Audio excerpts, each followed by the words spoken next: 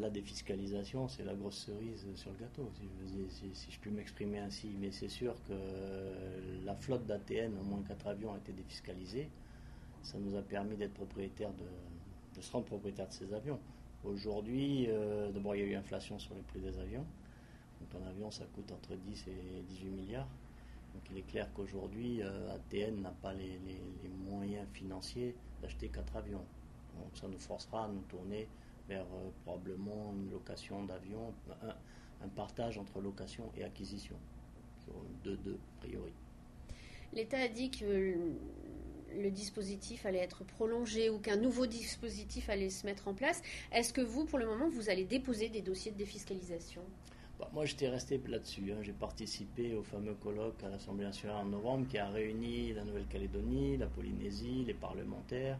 On s'est exprimé. Moi, je me suis exprimé au nom d'ATN, mais à peu près beaucoup d'industries étaient représentées.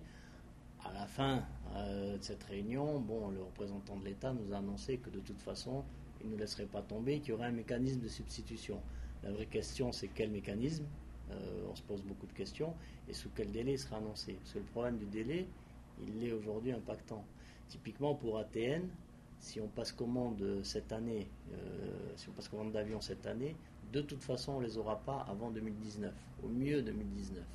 Ça veut dire que la défiscalisation s'arrêtant au 31 décembre 2017, il nous est impossible en l'état de déposer un dossier. Ça n'aurait pas de sens de déposer un dossier, il ne sera pas instruit, puisqu'on ne sera pas livré avant cette date.